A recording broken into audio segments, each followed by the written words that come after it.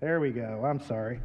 Sorry, that was a quick costume change that I had to do real quick, but we got there.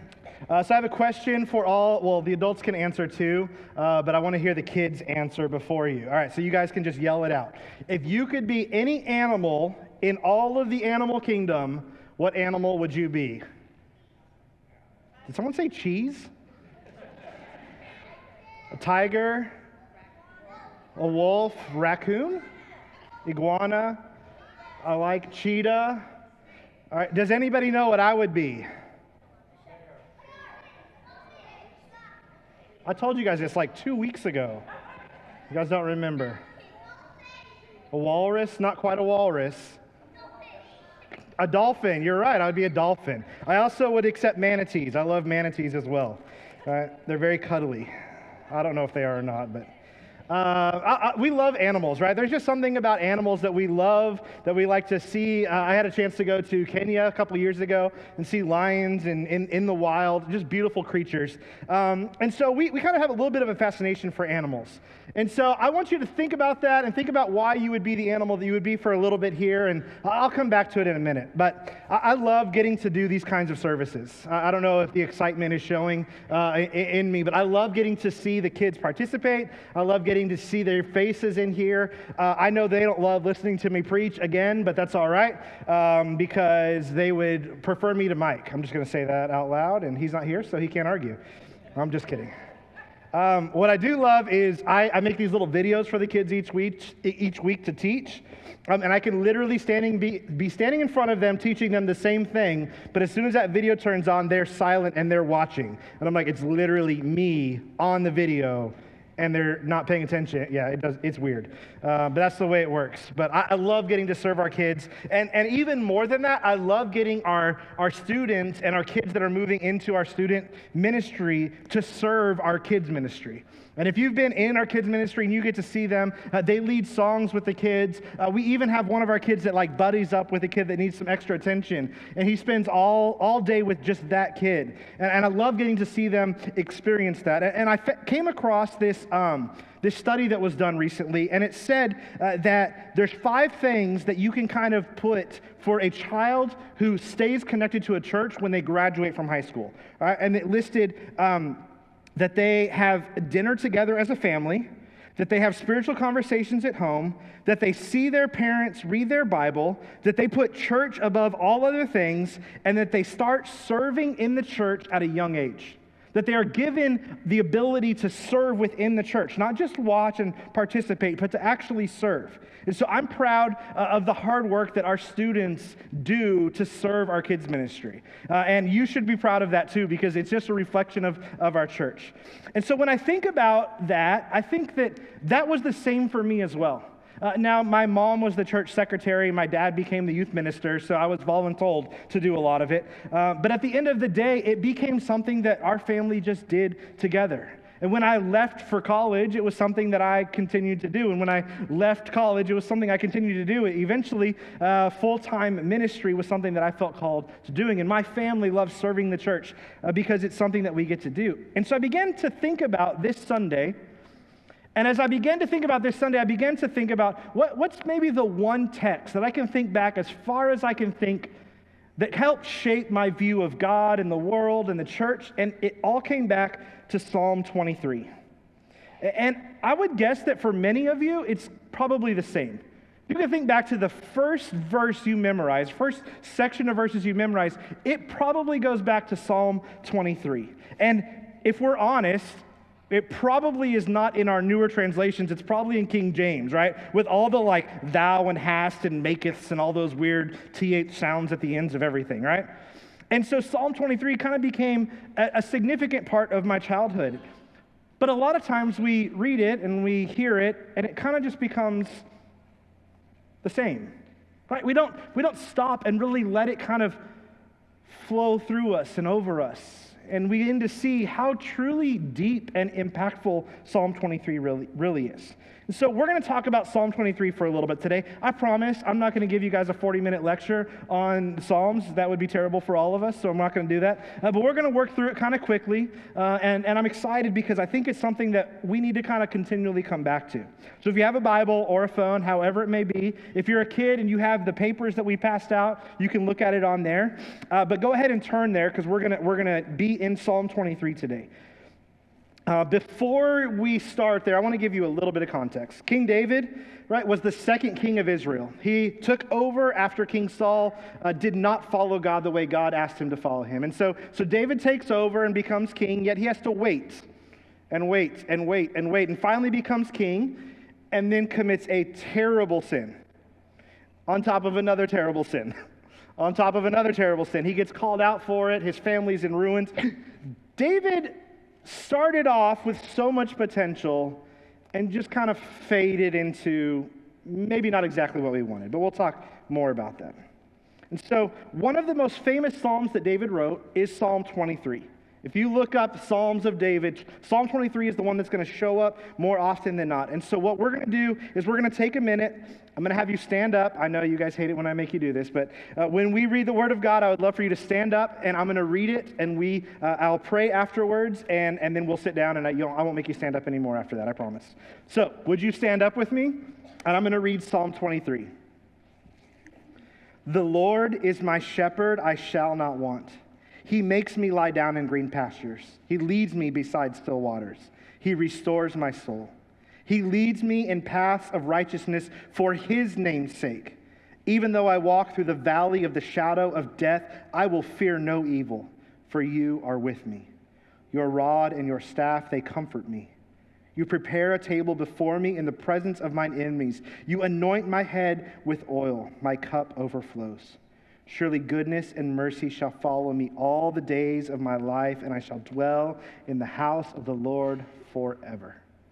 Would you pray with me? God, we love that we can read these songs, God, these poems that were written by a man 3,000 years ago, and they can still impact our very souls.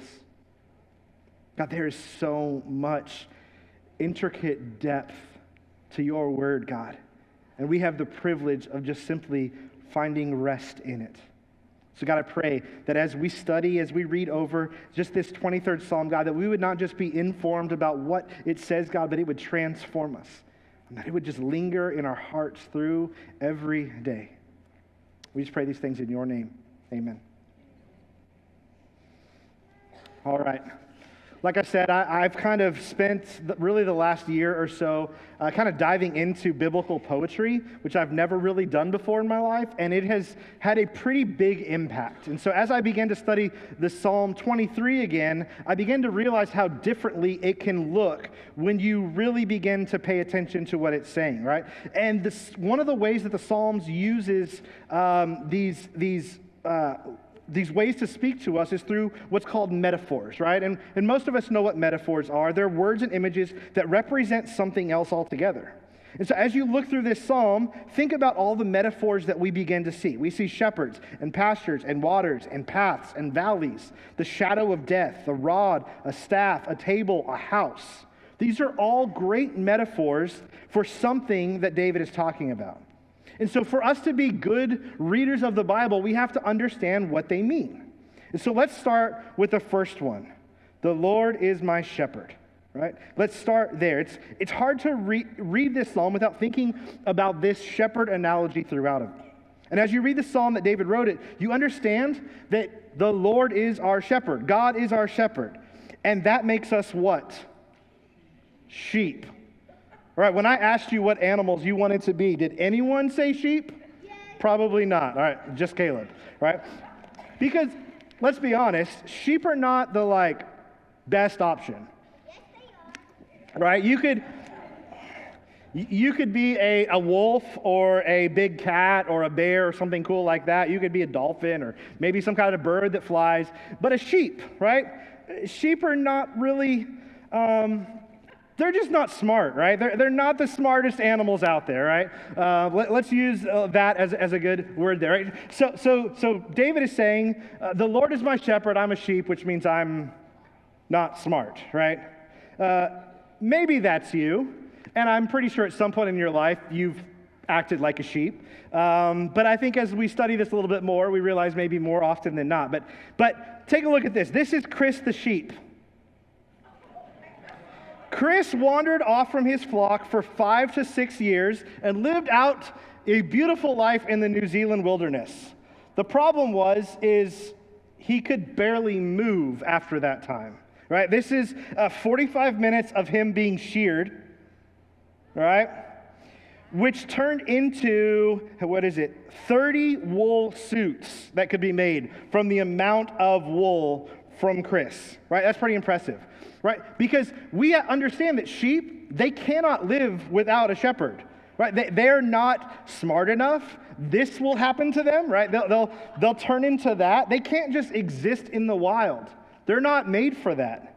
And so they need a shepherd because sheep just do terrible things when they're not looked over, right? They don't know how to find good grass. They don't know how to find water. They walk towards danger instead of away from danger. They'll walk off a cliff. They'll towards the enemy. They'll walk away from the shepherd. And David knew this analogy because David was what? A shepherd, right? He was a shepherd. He knew how sheep were. And so he spent most of his childhood as this shepherd. But I want you to hear this. Since we are sheep, we need a shepherd. We need someone to take care of us and show us where the good grass is, where the good water is, where the enemies are. We need someone that's going to take care of us and lead us to where we're supposed to be. And so David is comparing himself to a sheep. The first understanding would say, or the first thing that he says is, the Lord is my shepherd, I shall not want. Right? It says, he makes me lie down in green pastures. Right? I love this line, right? Because I did not realize this until I've reread it recently, is it doesn't say he allows me to lie down in green pastures. It doesn't say he wants me to lay down in green pastures. It says he makes me lie down in green pastures, right? Because I want other pastures. Pastures that aren't good for me, pastures that are going to lead to poison and other things, right? He forces me to lay down in the good grass. Why? Because he's a good shepherd and he knows where the good grass is. You see, we often look for greener pastures, but the things that we think will give us happiness and joy, but they leave us sad and angry and hurt. They leave our stomachs grumbling, right? We have that feeling that just something is missing. Right? Maybe it's the next job promotion. Maybe it's the right college, the right relationship, the right amount of money. Whatever it may be, those greener pastures never amount to what we want them to amount to. So we need a shepherd to make us. I love that.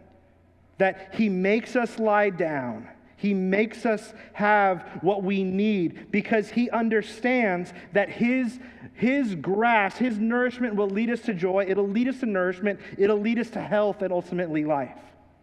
And so David continues. He says, he leads me beside still waters. He restores my soul. You see, that's because David understands that God will always provide for us. Like a good shepherd provides for his sheep, God will always provide for his sheep. There's a really cool, interesting thing that's going on in the Hebrew here, right? And if you don't kind of study it deeply, you can miss it. And if you miss it, it's really not that big of a deal because you get the metaphor anyway. But it's really cool. So I'm going to nerd out a little bit on this, right? So the word for soul in Hebrew can also be translated throat, just throat, right? And so David says he restores my throat, which is kind of a weird statement to make, unless you're thinking about what it is that the shepherd is giving the sheep, right? What is he giving them? He's giving them food and water. And how does food and water enter the sheep's body? Through the throat, right? So he's making a little bit of analogy there, but also to a Hebrew person, the idea of soul is very different than how we view a soul. In Western culture, we see a soul as the spiritual part of us. But for a Hebrew person, the soul was their entire being. It was what connected their spiritual walk and their physical walk. It was their soul was everything that went in came through. The words came through their throat. The food came through their soul, their throat. Everything came, and so it connected all of that. So David is making this beautiful analogy, right? That the shepherd provides not only food for the stomach, but words for the soul, words for the heart. And I love that picture for you and I. That God is not just providing spiritual things for us, he's actually providing physical things for us as well. Because God doesn't just care about our soul or our souls as we think about them. He doesn't just care about our physical bodies. He cares about our whole being. And one day we will get to be transformed into the whole being that God desires for us. And so we have the opportunity to find nourishment now. David's saying that God provides this for your whole self. He is the restorer of you, your physical, your spiritual, your mental, your emotional. All of that can be wrapped up in God, the restorer. And so then David continues. He continues by saying, he leads me in the paths of righteousness for his name's sake. Even though I walk through the valley of the shadow of death, I will fear no evil, for you are with me. You know, I remember when my boys were real little. I don't know if you guys remember, have been around little kids, but they'll be running around playing, and then one of them will probably bonk their head on something, and their first move is to turn and look at you. And if you're like, oh no, they start crying immediately. But if you turn your head and pretend like it didn't happen, they're like, whatever, and they keep going on with their day, right? Right? Sometimes you laugh, and you have to turn and laugh, right? Or sometimes you laugh at them. I'm just kidding. Well, no, we did that. So, right? But the idea is when you're a child and you get hurt, you turn to your parent to see if you should be scared and in danger or if you're okay.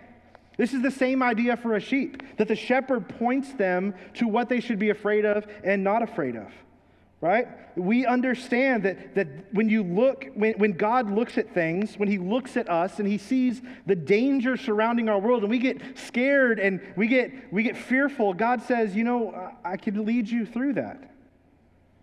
Did you notice it says that he will lead? Even though I walk through the valley of the shadow of death, I will fear no evil, for you are with me. It doesn't say that you will turn on a light and there won't be any more darkness. It says that the darkness is there and God will lead us through it.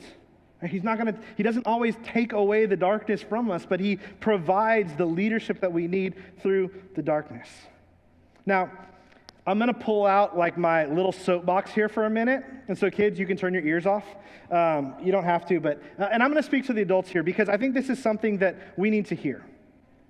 There's a lot going on in our world. There's a lot going on politically, socially, economically, culturally. There's a lot happening. And there's a generation that is sitting here watching how you respond to that chaos.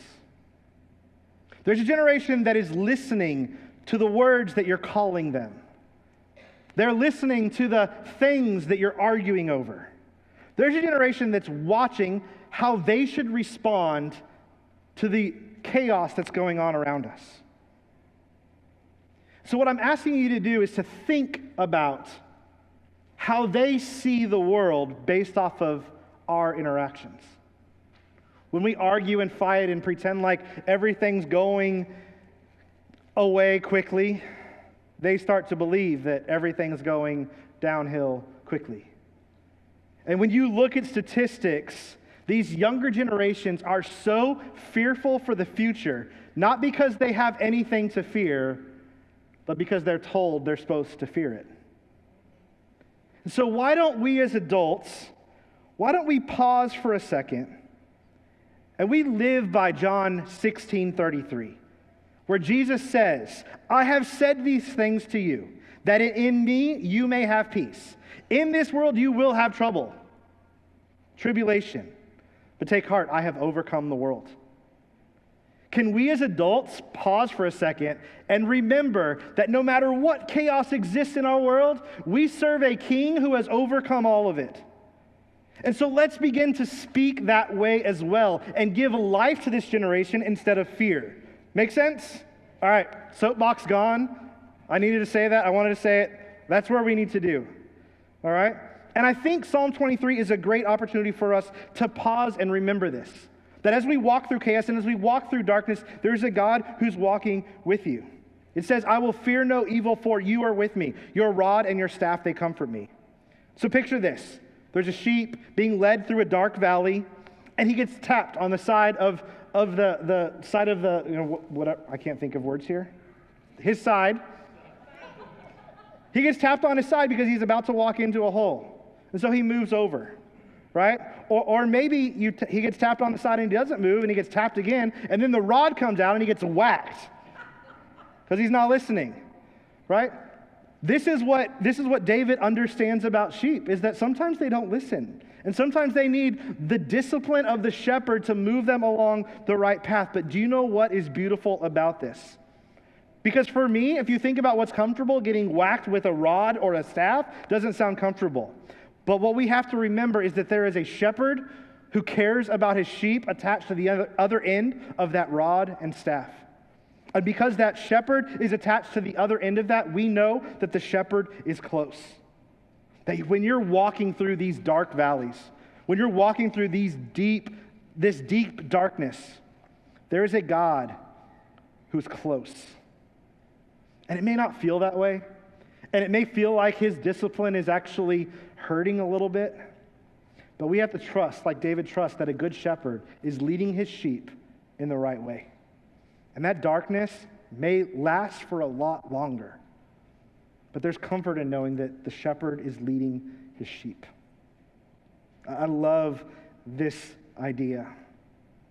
Because what we begin to see is this is not just a normal shepherd. This is not just a shepherd that has livestock. This is a shepherd that cares deeply about his sheep. That he has an intimate relationship with his sheep. Because around this moment, this psalm takes a turn. It says, "You prepare a table before me in the presence of my enemies." Now, there are some people that believe that this is the shepherd analogy, and the table is the grassland that the shepherd goes out and prepares ahead of time to make sure all the thorns and all the weeds are gone from it. There's people that believe that. There's also people that believe that this is a movement from the shepherd analogy to the family analogy. Where no longer are we talking about a sheep eating out in the wild, but we're talking about a family who's sitting down at dinner together.